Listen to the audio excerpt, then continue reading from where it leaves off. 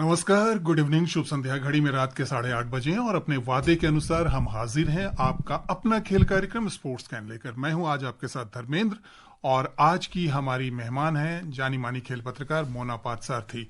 स्वागत आपका। धन्यवाद। सभी श्रोताओं को नमस्कार। जब भारत की पहली पारी 224 रन पर सिमटी थी तो लग रहा था कि क्या होने वाला है इस टेस्ट मैच में, और उसके बाद जैसी ताबड़तोड़ बल्लेबाजी इंग्लैंड की तरफ से शुरू हुई थी। बिल्कुल बिल्कुल, लेकिन दूसरे सत्र में जिस तरह से भारत ने वापसी की है, वाकई में जबरदस्त खेल का प्रदर्शन। हम आपके साथ ढेर सारी बात करेंगे इस खबर पर और तमाम खेल खबरों पर भी करेंगे चर्चा, लेकिन पहले अब सुर्खियां। ओवल में भारत और इंग्लैंड के बीच 5वां और अंतिम क्रिकेट टेस्ट मैच रोमांचक दौर में पहुंचा। इंफाल में डूरंड कप फुटबॉल के ग्रुप एफ के मैच में इंडियन नेवी फुटबॉल टीम ने रियल कश्मीर फुटबॉल क्लब को हराया।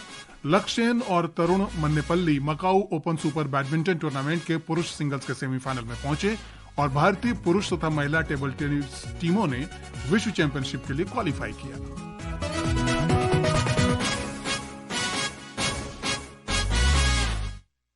तो शुरुआत करते हैं क्रिकेट से ही, क्योंकि ओवल में भारत के साथ 5वें और अंतिम क्रिकेट टेस्ट मैच के दूसरे दिन मेजबान इंग्लैंड ने पहली पारी में चाय के विश्राम तक 7 विकेट पर 215 रन बना लिए थे। इससे पहले भारत की टीम 224 रन बनाकर आउट हो गई। करुण नायर ने सबसे अधिक 57 रन बनाए। वॉशिंगटन सुंदर 26 रन बनाकर आउट हुए। इंग्लैंड के लिए गस एटकिंसन ने सबसे अधिक 5 विकेट लिए। और अगर हम भारतीय गेंदबाजों की बात करें तो जो 7 विकेट गिरे हैं उसमें से प्रसिद्ध कृष्णा के नाम 3 विकेट, सिराज के नाम 3 विकेट और आकाशदीप के नाम 1 विकेट। एक समय जब बेसबॉल क्रिकेट के अंदाज में शुरुआत हुई थी इंग्लैंड की टीम की, लग रहा था कि ये 224 रन काफी छोटा साबित होने वाला है। बिल्कुल, लेकिन भारतीय गेंदबाजों ने और भारतीय कप्तान ने एक रणनीति के तहत उस इंग्लैंड की रणनीति को तोड़ा। बिल्कुल, उन्हीं की भाषा में जवाब दिया। जिस तरह से इंग्लैंड बल्लेबाजी कर रहा था, 5 से ऊपर के रन रेट से रन बन रहे थे, जैसे वनडे क्रिकेट खेल रहे हो, और बेसबॉल की जैसे आपने बात की आक्रामक बल्लेबाजी। लेकिन मुझे लगता है कि यही रणनीति कहीं ना कहीं इंग्लैंड पे भारी पड़ गई और विकेट गिरते रहे। पहला विकेट जब 92 रन पे गिरा और जिस तरह से क्रॉले और डकेट ने शुरुआत की थी, उस समय ऐसे लग रहा था कि ये भारतीय गेंदबाज, जिसमें बुमराह भी नहीं है, जसप्रीत बुमराह नहीं खेल रहे, तो कैसे ये रोक पाएंगे इंग्लैंड के बल्लेबाजों को। लेकिन तारीफ करनी होगी खासतौर पे मोहम्मद सिराज की। करीब 150 ओवर फेंक चुके हैं वो अभी तक, और नेट में भी काफी गेंदबाजी की है उन्होंने। लेकिन इसके बावजूद जिस तरीके से जोश के साथ वो गेंदबाजी कर रहे थे, प्रसिद्ध कृष्णा की काफी सवाल उठ रहे थे कि अर्शदीप सिंह को खिलाना चाहिए था। जिस तरह से सीम मिल रही है गेंदबाजों को, और अर्शदीप तो माहिर है, धुरंधर है उसमें, लेकिन सिराज और प्रसिद्ध कृष्णा और आकाशदीप ने भी कुछ बहुत ही जबरदस्त गेंदें डाली है और परेशान किया इंग्लैंड के बल्लेबाजों को। हालांकि शुरुआत में लग रहा था, जैसे कि आपने कहा, कि इंग्लैंड बिल्कुल भारत को बड़ी बढ़त लेकर शायद दूसरी बार बल्लेबाजी करने भी ना उसे आना पड़े, और मुझे लगता है कहीं ना कहीं यही रणनीति उनकी रही होगी। लेकिन यहाँ भारतीय गेंदबाजों ने उनके मंसूबों पर पानी फेर दिया। जी बिल्कुल, आज जैसी गेंदबाजी हुई है वो तो कमाल की गेंदबाजी रही है, और रणनीति जो है इंग्लैंड की, उसी में कहीं ना कहीं इंग्लैंड की टीम फंसती हुई नजर आ रही है। और अगर वास्तविक तौर पर कहें तो भारत को सिर्फ और 2 विकेट चाहिए, क्योंकि 7 विकेट गिरे हैं जी। 2 विकेट और गिरेंगे, 9 विकेट हो जाएंगे। वोक्स चोटिल हैं, इस मैच में खेलेंगे नहीं।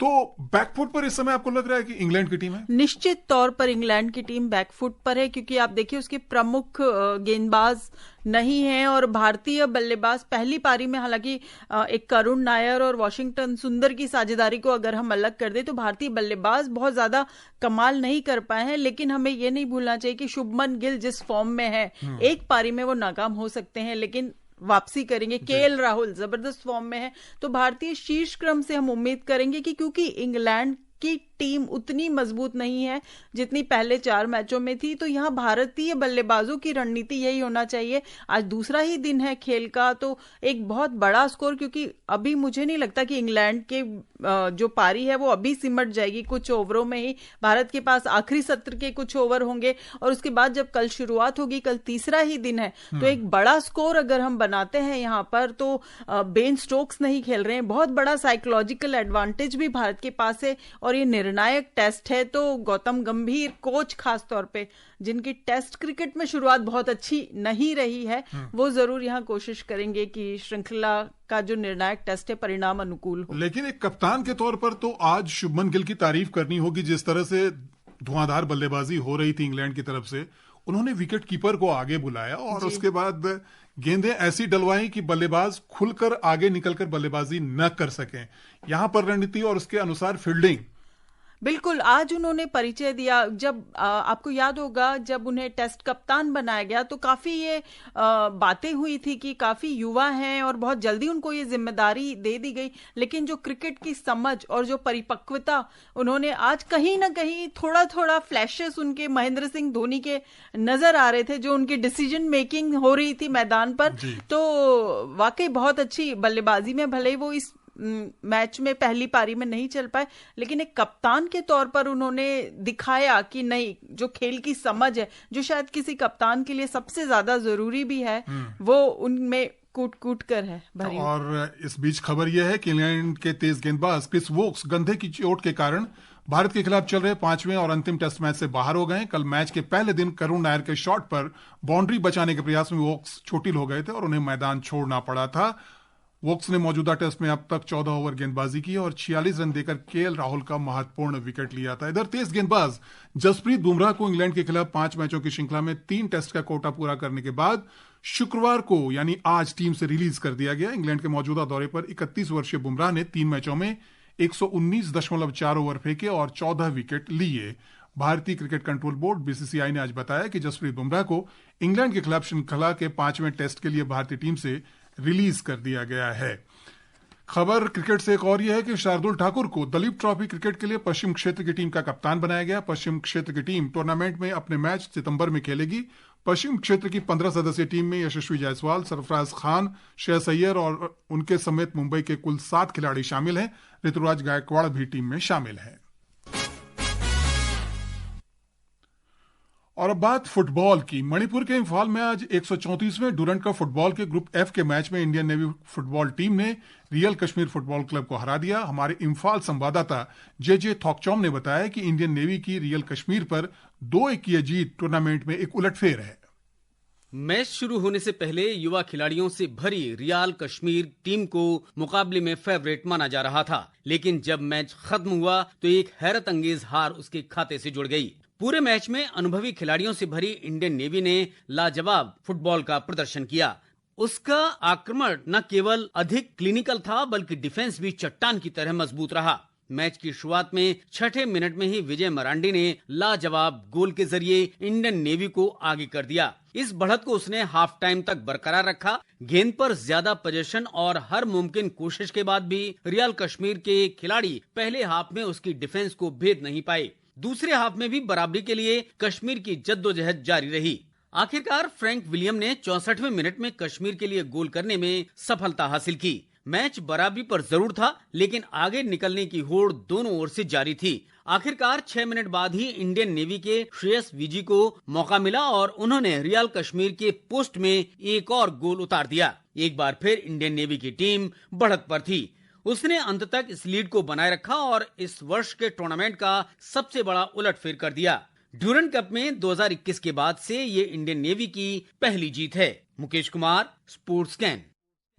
तो ये कमाल का फुटबॉल मैच था, क्योंकि कश्मीर की अगर बात करें तो मैदान में उतरने से पहले ही उसको विजेता की तरह माना जा रहा था। बिल्कुल, काफी मजबूत टीम है रियल कश्मीर और काफी युवा खिलाड़ी इसमें है और लगातार अच्छा प्रदर्शन भी रहा है। लेकिन मुझे लगता है कहीं ना कहीं आत्ममुग्धता का शिकार हुई टीम, क्योंकि नौसेना के खिलाफ मुकाबले को बेमेल माना जा रहा था और इसी का फायदा शायद नेवी की टीम ने उठाया। और जिस तरीके से गोल किए हैं, न तो रियल कश्मीर का आज डिफेंस अच्छा था, न उनका आक्रमण अच्छा था, कई मूव बने और गोल में तब्दील नहीं हो पाए। तो ये एक बहुत बड़ा ही उलटफेर वाकई। फुटबॉल से एक और खबर है। अखिल भारतीय फुटबॉल संघ AIFF ने खालिद जमील को भारत की टीम का नया कोच नियुक्त किया है। AIFF ने आज इसका ऐलान किया। खालिद ने 2017 में आइजोल फुटबॉल क्लब को आई लीग खिताब दिलाया था।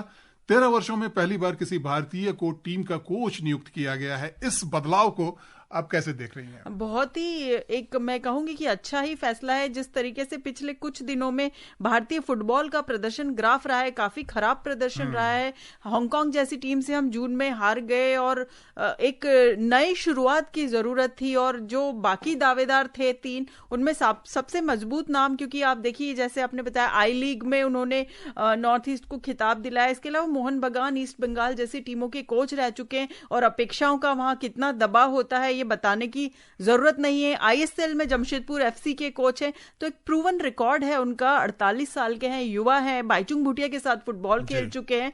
तो भारतीय फुटबॉल की अच्छी खासी और सिस्टम की अच्छी खासी समझ है उन्हें।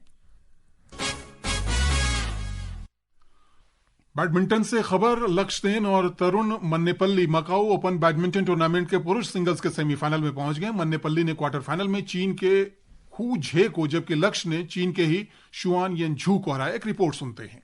विश्व में 47वें स्थान पर काबिज 23 वर्षीय मन्नेपल्ली ने 87वें स्थान पर काबिज चीन के हु झे को 75 मिनट तक चले मुकाबले में 21-12, 13-21, 21-18 से शिकस्त दी। मन्नेपल्ली ने पहली बार किसी BWF सुपर 300 टूर्नामेंट के सेमीफाइनल में जगह बनाई है।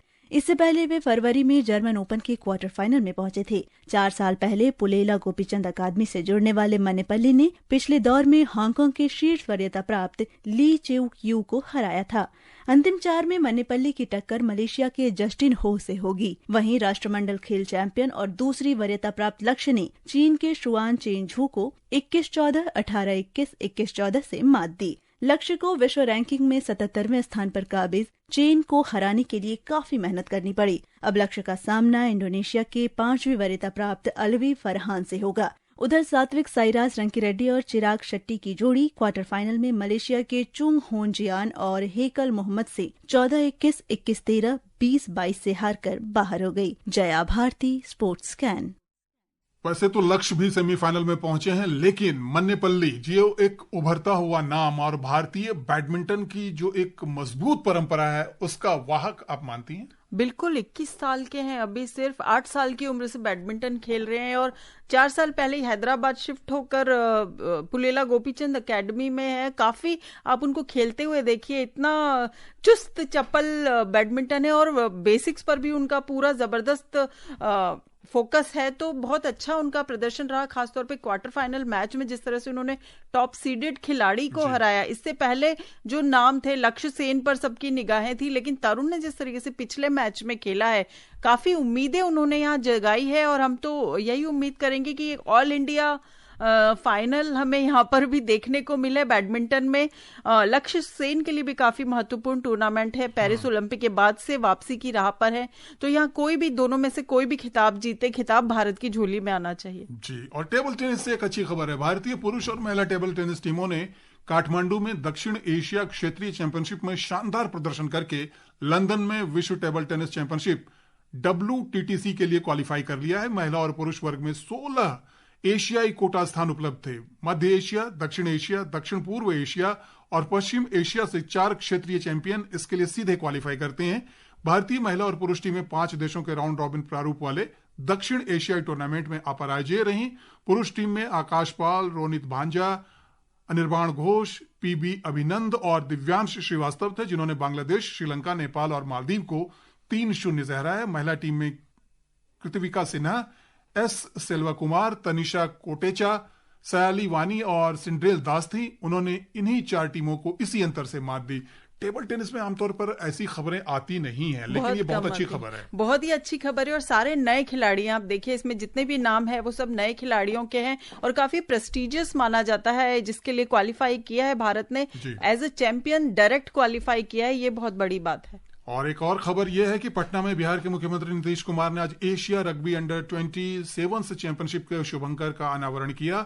इसका आयोजन राजगीर में 9 और 10 अगस्त को किया जाएगा। इस चैंपियनशिप में एशिया से महिला और पुरुष टीमें भाग लेंगी। पहली बार बिहार में इसका आयोजन होने जा रहा है। और घड़ी की सुइयां कह रही हैं कि आज के हमारे स्पोर्ट्स कैन कार्यक्रम का समय समाप्त हो रहा है। मोना, स्टूडियो में आने के लिए, बातचीत के लिए शुक्रिया। दोस्तों, आपसे कल फिर मुलाकात होगी ढेर सारी नई खेल खबरों के साथ। मुझे भी दीजिए अनुमति। नमस्कार।